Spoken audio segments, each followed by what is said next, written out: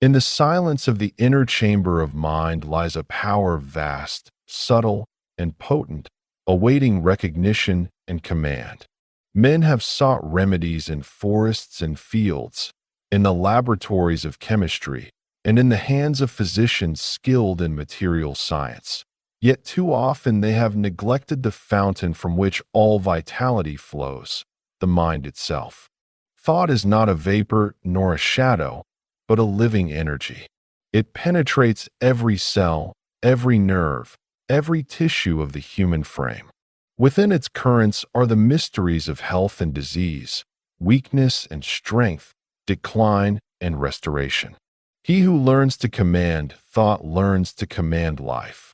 And he who masters the art of directing thought toward harmony awakens within himself the force of self-healing.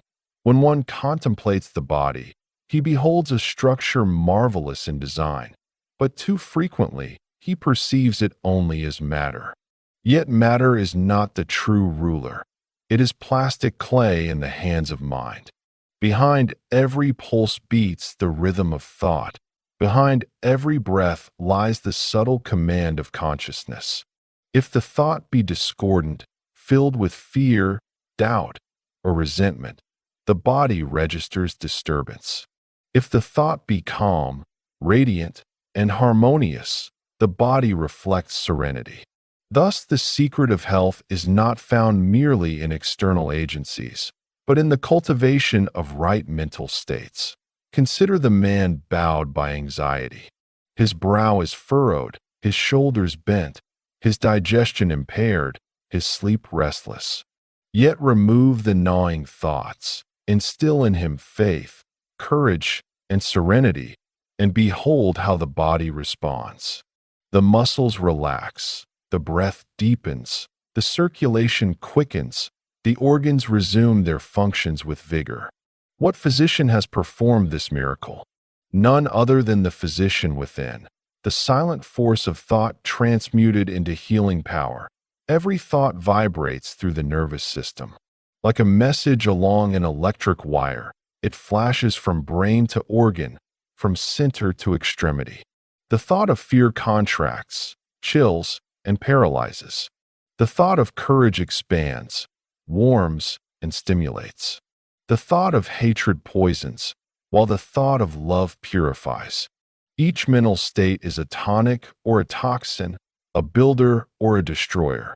Therefore, to heal the body, one must heal the thought, and to restore harmony to the frame, one must first restore harmony to the mind. A self-healing by thought is not a fanciful doctrine, but a principle as exact as the law of gravitation. Modern science admits the influence of suggestion upon bodily functions, though often it cloaks the admission in cautious terms. Yet the student of the inner laws knows that suggestion is but a fragment of the truth. For behind suggestion lies belief, and behind belief lies the creative power of mind itself. To think health is to call forth health. To think strength is to awaken strength. To think harmony is to summon the hidden forces that repair, rebuild, and restore. Begin with the recognition that the mind rules the body. Affirm this truth, not as theory, but as fact. Say within, I am the master of my body. Every organ obeys my thought. Every cell is quickened by my will. Repeat it until conviction becomes reality. For repetition impresses the subconscious mind, and the subconscious mind governs the vital processes. As the seed planted grows unseen until it bursts forth in bloom, so does the thought implanted in the subconscious unfold until the body reveals its fruit. Imagine, if you will, a fountain of life pervading the universe, of which each man is a channel. When the channel is clogged with fear, worry, and destructive thought, the stream is impeded. When the channel is clear with confidence, serenity, and constructive thought, the stream flows freely, bathing the body in vigor. Self-healing, then, is not the creation of a new force, but the removal of obstructions to the force already present. Thought is the key that opens the gate. Visualization is another potent method. Form a clear image of the body as whole, strong, and vigorous. See in the mind's eye each organ performing its duty in harmony, each nerve calm and steady, each muscle responsive and supple. Dwell upon this picture with feeling, for feeling vitalizes thought. The subconscious, impressed by the vivid image, sets in motion restorative processes, and the body tends to conform to the mental blueprint. Thus, the architect of health is imagination guided by will. Let us not ignore the influence of emotion, for thought clothed in emotion is dynamic. A cold assertion may fall barren, but a thought filled with joy, gratitude, or love vibrates with irresistible force. Therefore, cultivate emotions that uplift. Give thanks for health even before it is manifest. Rejoice in the vitality that flows unseen. Love the life within, and it will respond with generous measure. Gratitude opens the heart, and the open heart is a channel for healing power. It must also be understood that the law operates impartially. One may use it unwittingly for ill as well as for good. He who continually dwells upon weakness invites weakness. He who magnifies disease attracts disease. Many are they who unconsciously hypnotize themselves into illness by brooding over symptoms, by repeating tales of malady, by expecting decline. But blessed is he who reverses the process, who refuses to acknowledge the tyranny of negative thought, who asserts health with unwavering confidence. For to such the law becomes a servant of restoration. Skeptics may say, if thought were so potent, why do men still suffer? The answer is twofold. First, most men think chaotically, allowing a medley of contradictory thoughts to rule them, so that the positive is neutralized by the negative. Second, few persist with faith long enough for the inner processes to work their perfect work. Healing by thought is no instant magic to the vacillating. It is a law to be applied with patience, persistence, and unwavering conviction. As the seed requires time to sprout, so the thought requires time to manifest. Yet the harvest is sure to him who trusts. Observe how even in daily life the principle operates. The confident speaker overcomes fatigue, for his mind sends energy to every nerve. The fearful candidate trembles, his knees weaken, his voice falters, for his thought paralyzes his body. The joyful child recovers swiftly from hurt, while the melancholy invalid lingers in weakness. These are but illustrations of the law in action. What occurs unconsciously may occur consciously with far greater effect when directed by knowledge and will. The student of self-healing must learn calmness. For agitation scatters thought, while calmness concentrates it. In the quiet of meditation, let him affirm health, visualize harmony, and bathe his mind in serenity. In the silence, the subconscious is most receptive, and impressions sink deep. Morning and evening are especially potent times, for the mind is then nearest the subconscious state. Begin and end the day with thoughts of health, and the hours between will be colored with their influence. Furthermore, let not the outer senses betray the inner faith. Symptoms may clamor, pains may whisper, yet hold fast to the higher truth. Say within, this body is but the outer garment. The life within is whole and perfect. That life now flows into every cell, restoring, renewing, revitalizing. Refuse to identify with weakness. Affirm unity with the inexhaustible life.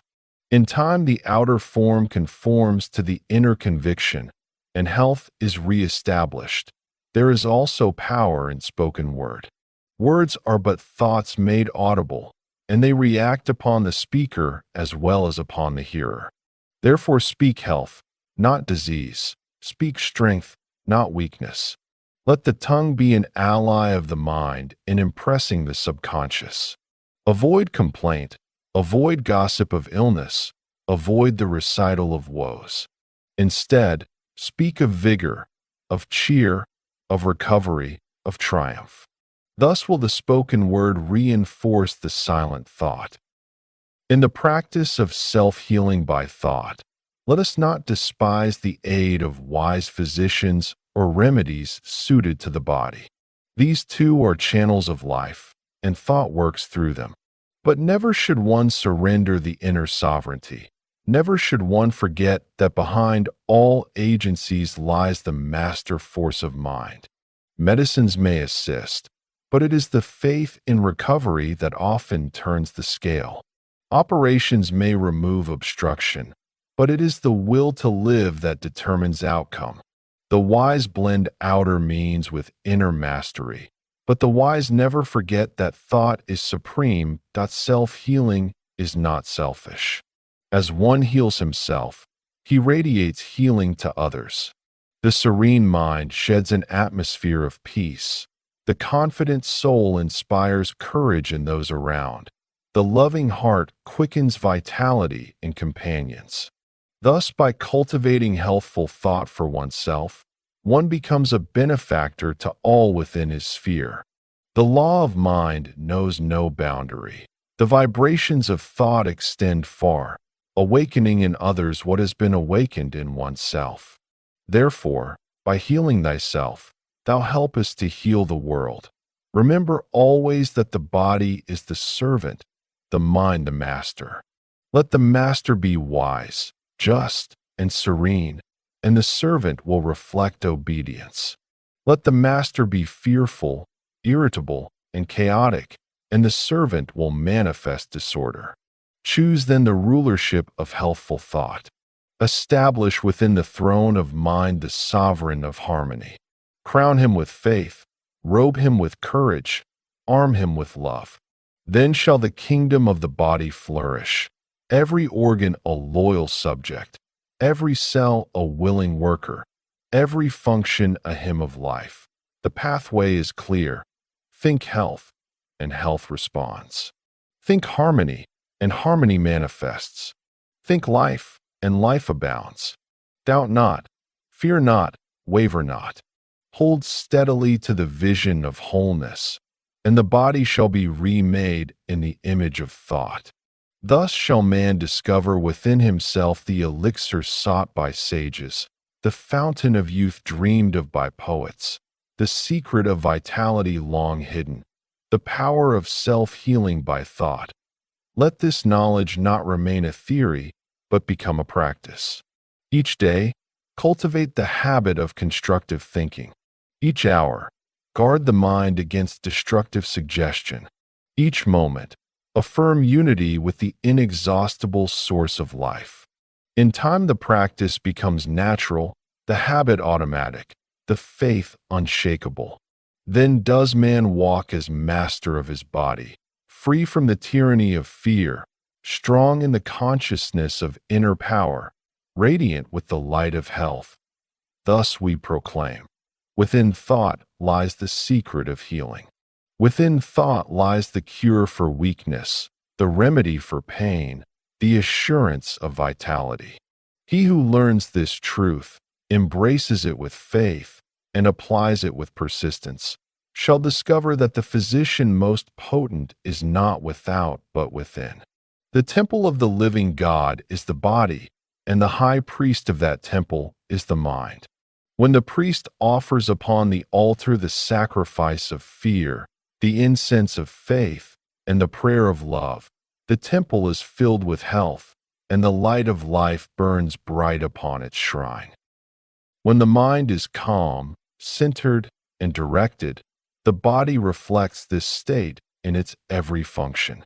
Each organ, each nerve, each tissue responds to the subtle influence of thought, for the body is but the external expression of the inner consciousness. Fear, worry, doubt, resentment, these negative currents invade the mind, and the body suffers in response. Pain, weakness, fatigue, and disease are frequently the outward manifestations of a disordered mind, of thoughts that conflict, that resist, or that rebel against the innate harmony of life. Conversely, courage, faith, love, and joy act as tonic forces, stimulating the nervous system, regulating the circulation, harmonizing the secretions, and creating conditions in which the body naturally repairs and restores itself. To master the power of thought is to place in one's own hands the key to health, vitality, and longevity. Consider, for example, the man bowed by anxiety. His brow is furrowed, his posture contracted, his digestion irregular, and his sleep broken. The body is a faithful mirror of the mind's unrest. Yet when the mind is calmed, when faith and courage replace fear, when serenity displaces worry, the body begins to respond immediately. Muscles relax, breathing deepens, the circulation flows evenly, and the digestive organs resume their proper function. This transformation, seemingly miraculous to the uninitiated, is the natural response of the body to the harmonious impulses of the mind. The physician who effects this change is none other than the individual himself, acting through the medium of directed thought. The mind, when used consciously and intelligently, is the most effective physician known to man. Every thought vibrates, radiates, and moves through the nervous system, stimulating or restraining the activities of the body according to its character. Fear contracts, chills, and paralyzes. Courage expands, warms, and invigorates. Hatred poisons, love purifies, despondency weakens, hope strengthens. Each thought is therefore either a constructive or a destructive agent. The processes of self-healing begin, then, not with the application of external remedies, but with the cultivation of right thought. When the mind is disciplined, calm, and directed, it may impress the subconscious with such fidelity that the entire organism responds automatically to its influence, aligning every function toward health, vitality, and equilibrium. Modern science acknowledges the influence of mental suggestion upon the body, though often timidly, and rarely comprehends the full extent of the principle. Suggestion is only the first step. Belief is more powerful still, and beyond belief lies the creative power of thought itself. To think health is to invoke health. To think strength is to awaken strength. To think harmony is to stimulate the hidden forces that repair, restore, and rejuvenate. The student who understands this principle applies it with conscious purpose, repeating affirmations and visualizations until the subconscious accepts them as reality. The subconscious, obedient to the law, commands the body to conform to the mental pattern, and the outer form gradually assumes the perfection envisioned within the mind. Visualization is one of the most potent instruments in the art of self-healing. By forming a clear and detailed image of the body as healthy, strong, and vigorous, and dwelling upon it with feeling, the practitioner impresses the subconscious mind with a directive that the body must obey. It is not enough to think abstractly of health. The image must be vivid, specific, and charged with emotion. The mind that sees the body whole, every organ functioning harmoniously, every tissue restored, impresses the life force into action, stimulating repair and rejuvenation. This is the method by which many have accelerated recovery from illness, reduced the severity of chronic conditions, and restored vitality that had seemed irretrievably lost. One must also recognize that the laws of self-healing operate impartially. The same principle may be used unwittingly for ill as well as for good. Fear, despair, and worry attract weakness, disease, and delay, just as courage, faith, and hope attracts strength, vigor, and rapid restoration. Many men, unaware of this truth, hypnotize themselves into illness through habitual brooding, constant attention to symptoms, and expectation of decline. But the man who reverses this process, who refuses to identify with disease, and who steadfastly affirms health and vitality, places himself under the protection of the universal law. The law responds not to desire alone, but to the conviction and persistence with which the mind adheres to the pattern of health.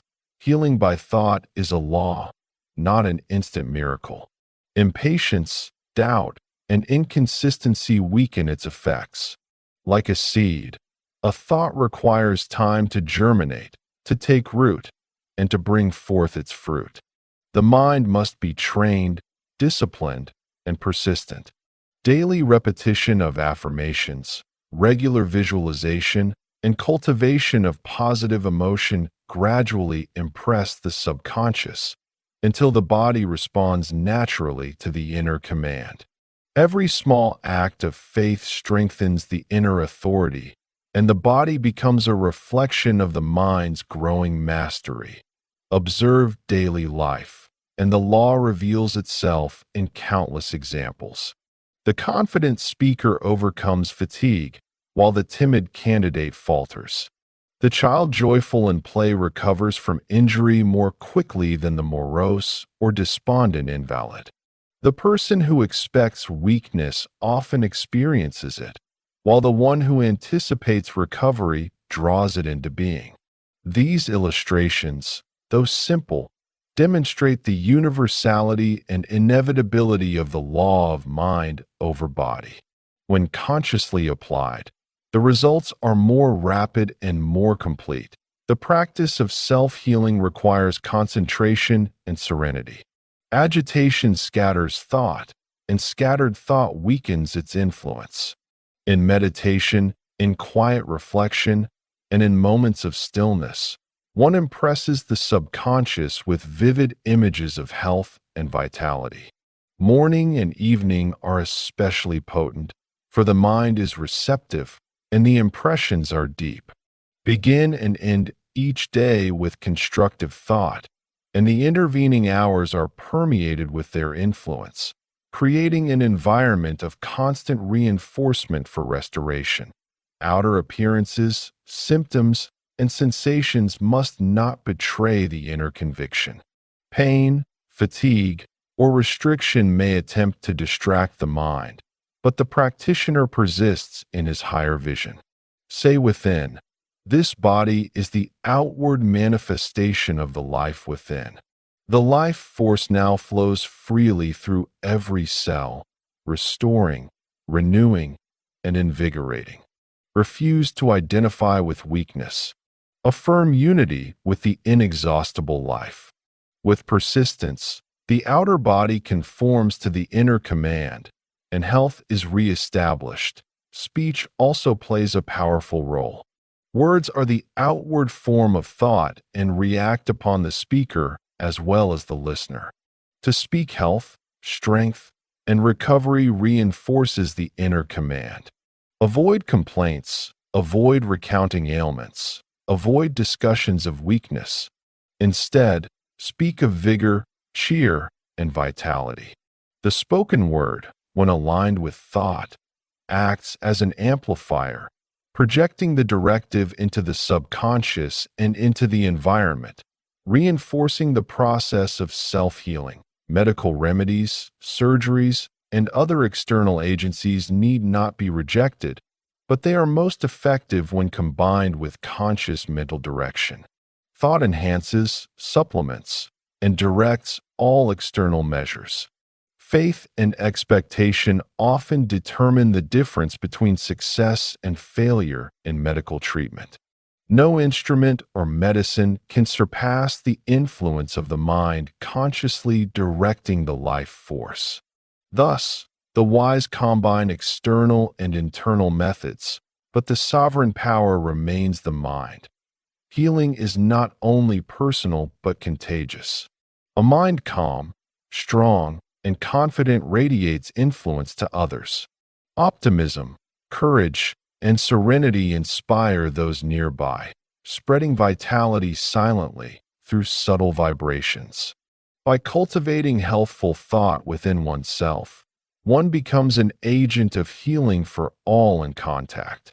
This is the natural law in operation. The energies of mind extend beyond the individual, influencing others in ways that are subtle yet effective. The practice of self-healing by thought demands discipline. One must watch the mental door as a sentinel, refusing entrance to the emissaries of disease, fear, doubt, despondency. One must welcome the messengers of health, hope, courage, confidence, love.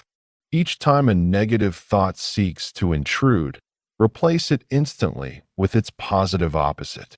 Say not, I am weak, but rather, strength is within me now. Say not, I fear illness, but declare, the life force renews me. By persistence in this practice, the subconscious accepts the new command, and the body obeys. The law of self-healing aligns with universal laws. Growth, restoration, and renewal proceed from within outward. The seed germinates from within. The tree repairs itself from within. Consciousness expands from within. Why, then, should the body not restore itself from within by the power of thought? The principle is universal, manifesting in countless forms. Patience, persistence, and faith are essential. Each positive thought impresses the subconscious. Each affirmation strengthens the internal command, and each act of faith builds the framework of health. Continued practice ensures that the inner power becomes habitual, that faith becomes natural, and that the subconscious accepts health as its directive. Over time, the outer body mirrors the inner mastery, and self-healing becomes not an exception, but a natural law in operation. Guard carefully the sanctuary of thought. Keep it pure, concentrated, and suffused with hope and love. Within lies the secret of self-healing, the wellspring of vitality, and the fountain of life. Thought is life. Thought is power. Thought is the healer. He who understands this and lives accordingly walks the path of mastery. Laboratories, potions, and instruments may aid, but above all stands the sovereign mind.